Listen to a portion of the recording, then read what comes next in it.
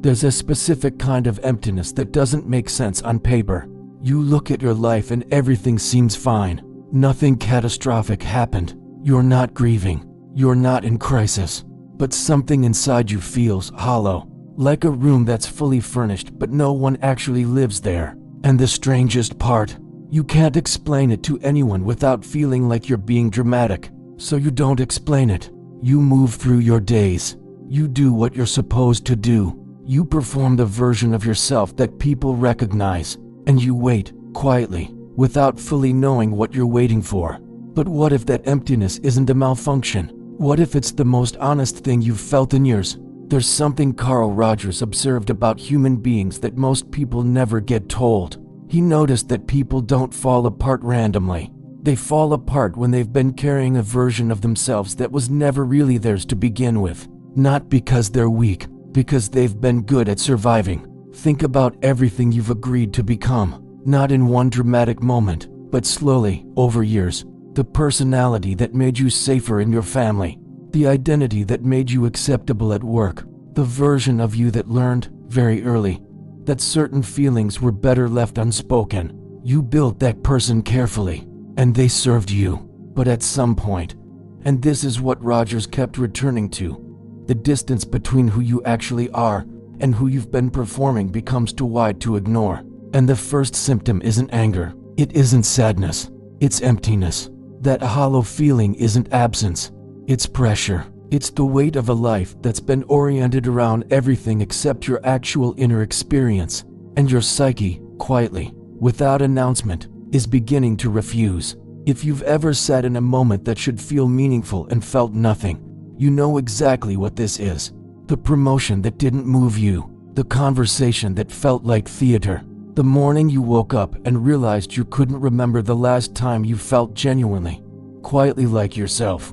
That recognition alone, that something is off even when nothing is wrong, is not a sign of ingratitude. It's a sign of psychological maturity beginning to surface. Rogers had a phrase for this process. He called it becoming a person, not becoming a better version of yourself, not optimizing, not achieving more, just becoming a person. Which sounds almost laughably simple until you realize how few people actually do it. Because becoming a person requires something most of us were never taught to do, to stop organizing your interior life around other people's comfort. And that is terrifying. Not in an obvious way, in a quiet way, the kind of terror that shows up as numbness, as disconnection, as sitting in the middle of your own life and feeling like a stranger in it. If that sounds familiar, I want you to stay with this for a moment, because what happens next, in people who pass through this kind of emptiness, is not what you'd expect. It doesn't look like a breakthrough. It doesn't look like clarity arriving all at once. It looks, at first, like things getting slightly more uncomfortable, like feelings you buried beginning to surface not dramatically, but persistently, like a voice inside you that's been patient for a long time starting to become less patient. And that voice, if you listen to it carefully, isn't telling you to blow up your life. It's telling you to stop pretending that the current one is enough. There's a concept in humanistic psychology that rarely gets talked about outside academic settings. And that's a shame, because it explains so much about modern suffering. It's the idea of the self-concept, the image you carry of who you are, and the tension that builds when that image no longer matches your actual, living experience. Most people manage that tension by adjusting their experience to fit the image. They suppress the feelings that don't fit. They dismiss the thoughts that contradict the story. They work harder, drink more, stay busier, because stillness lets the gap show. But there's a limit to how long that works. And for a lot of people, that limit looks exactly like what you might be feeling right now. Not dramatic, not loud, just empty, tired of maintaining something you're not sure you chose. Quietly wondering if there's a version of your life that would feel more like living and less like managing. And here's what I want you to sit with, not as advice, but as a question you can carry. What if the emptiness isn't asking you to fill it? What if it's asking you to let something go? If this is landing somewhere real for you, I want to invite you to subscribe to this channel, not because of what you'll get, but because of who tends to gather here. People who are willing to sit with uncomfortable questions. People who are done pretending the surface is enough. If that's you, you belong in this conversation. Rogers believed, and this is the part that still moves me, that human beings have an innate movement toward wholeness, not perfection. Wholeness. That's somewhere underneath all the conditioning and the performance, and the carefully managed self-concept. There's something in you that genuinely knows what you need, that genuinely knows what's true. He called it the organismic self, and he said that the degree of psychological suffering a person experiences is almost always proportional to how far they've drifted from it, which means your emptiness has a direction. It's not random noise. It's not depression without cause. It's information. It's your deeper self, the one that existed before the adaptations, before the performances, before you learned which parts of you were safe to show, trying to be heard. The question isn't whether that self exists. It does. The question is whether you're willing to listen to it. And listening is harder than it sounds, because that self doesn't speak in language. It speaks in feelings you've been trained to distrust, in impulses you've labeled irrational, in the quiet pull towards something you can't fully justify, but can't fully ignore either. That pull is real. It matters, and suppressing it, however good you've gotten at it, has a cost. The cost isn't always visible. That's what makes it so insidious. It doesn't show up in one catastrophic moment. It accumulates slowly, the way rust forms on something valuable that's been left out in the weather. You don't notice it at first, and then one day you reach for the thing, for joy, for connection, for meaning, and something important has been quietly eaten away. People describe it in different ways. Some say they feel like they're watching their own life from a slight distance, like there's glass between them and their experience. Others say they feel present in the room but absent from themselves. Others just say they feel tired, not physically, but in a way that sleep doesn't touch. All of these are the same thing. They're all descriptions of the gap Rogers spent his career documenting, the gap between the self you present and the self you actually are. And the longer that gap exists without acknowledgement, the more energy it consumes just to maintain, because the performance takes work, even when it becomes automatic, especially when it becomes automatic. It takes something from you. Every time you swallow a feeling because it seems too much.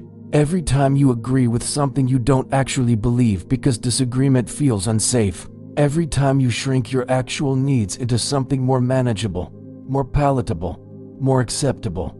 You are making a withdrawal from something inside you that has a finite limit. And at some point, the account runs low, and you feel it as emptiness, as flatness, as a strange, pervasive sense that you are here, but not quite present in your own existence. There's something important to understand about this moment, though, something that doesn't get said enough. This kind of emptiness is not a dead end. It is a threshold. It appears at the boundary between the person you've been constructing for years and the person who has been waiting patiently on the other side of all that construction. It is not the beginning of decline. It is, paradoxically, the beginning of something more real than anything that came before it. Rogers saw this in person after person across his years of practice. He saw people arrive in states of profound disconnection, not knowing who they were, not knowing what they wanted, not knowing how they had gotten so far from themselves, and he noticed something that changed how he understood human beings entirely. He noticed that when a person is finally allowed to be fully themselves, when they're met with what he called unconditional positive regard, when they don't have to perform or justify or minimize in order to be accepted, something begins to move in them that had been frozen, not because someone gave them answers, not because someone told them what to do or who to be, but because for the first time, they felt safe enough to let themselves be seen, to let themselves exist without editing. And in that safety, something organic began to surface, something that had always been there, but had never been given permission to speak. That's the part that matters most. It was always there, the self you're trying to get back to, the one that feels like it exists somewhere, just out of reach. It hasn't gone anywhere. It hasn't been destroyed by the years of adaptation and performance. It's been waiting, quietly, persistently, underneath all the noise of the constructed self. It has been waiting for the conditions to feel safe enough to emerge, and those conditions don't require anyone else to change first. They begin with you deciding, not dramatically, not with a grand announcement, just deciding quietly, internally, that you are done treating your own experience as something that needs to be approved before it's allowed to exist. That decision is smaller than it sounds and more profound than most people are prepared for. Because what happens when you stop editing yourself in real time, even for just a moment, is unsettling at first. Feelings surface that you forgot you had. Preferences become clear that you'd buried under practicality. Old grief sometimes shows up uninvited. Anger you'd converted into politeness finds its original form again. And that can feel, initially, like things getting worse. It isn't. It's things getting honest. There is a difference between psychological pain that signals something is wrong and psychological pain that signals something is finally being addressed.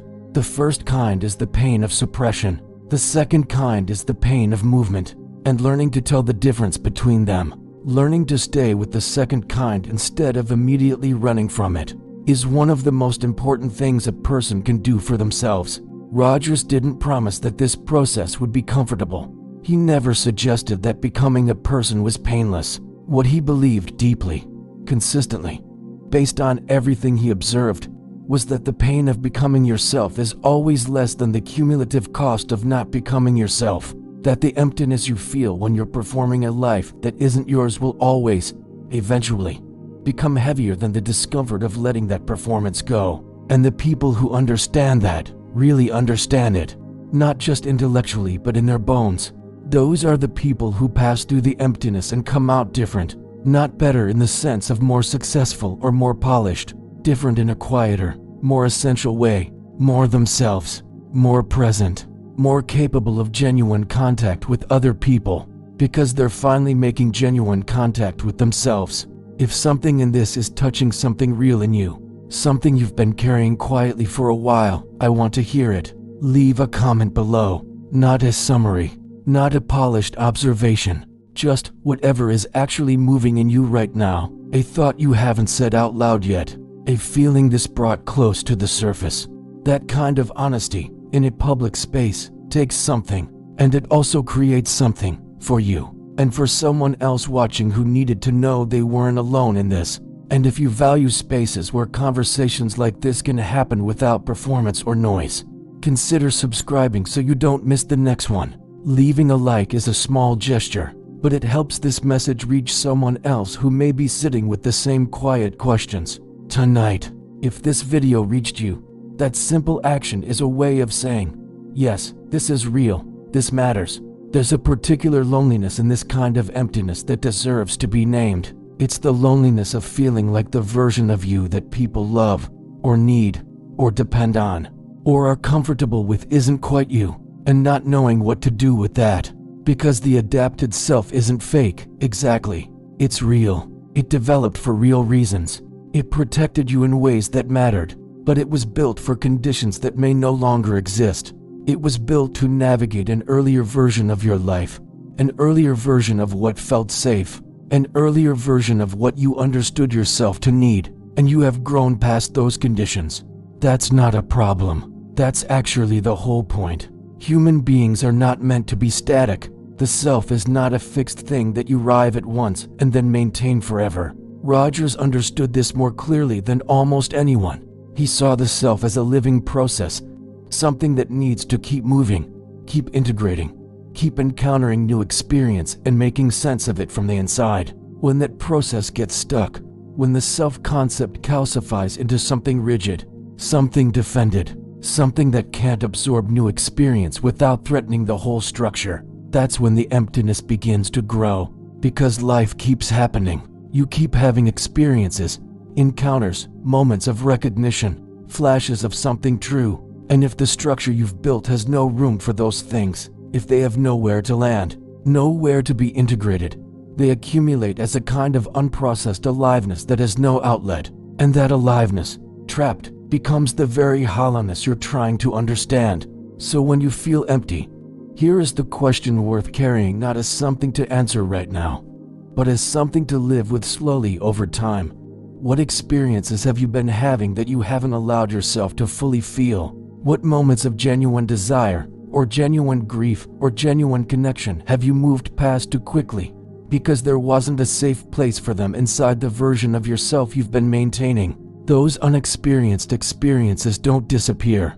They wait. They accumulate in the body, in the chronic tiredness, in the vague restlessness, in the sense that you are always slightly behind yourself, never quite catching up to your own life. And the path through, not around, but through, begins with slowing down enough to let them be real, not performing emotions you think you should have, not manufacturing insight because insight feels productive, just allowing what's actually there to be there, without judgment, without immediately needing to do something with it. That quality of inner permission, what Rogers described as moving toward greater openness to experience, is not passive. It is one of the most active, most courageous things a human being can undertake, because it means being willing to encounter yourself, the whole self, the parts that are inconvenient and the parts that are tender and the parts that want things you've been telling yourself you don't deserve or don't need or should have outgrown by now. All of it. Present, acknowledged, given room to exist. The turning point Rogers described isn't a moment of resolution. It's not the moment things get better. It's earlier than that. It's the moment you stop explaining away the feeling. It's the moment you sit with the emptiness long enough to realize it's not asking for distraction. It's asking for contact, real contact, with your own experience, your own truth, your own interior life that you've been managing and editing and performing your way around for years. And that contact, that moment of genuine, unguarded meeting with yourself, is where everything begins to shift, not because you've solved anything, but because you've stopped running from the question. The emptiness was never the problem. The emptiness was the door, and on the other side of it, not waiting perfectly, not fully formed, but present in a way that nothing manufactured ever could be, is the version of you that has always been trying to exist. You're not losing yourself. You may be, for the first time in a long time, about to find out who you actually are. And that is not something to be afraid of. That is exactly what becoming a person feels like.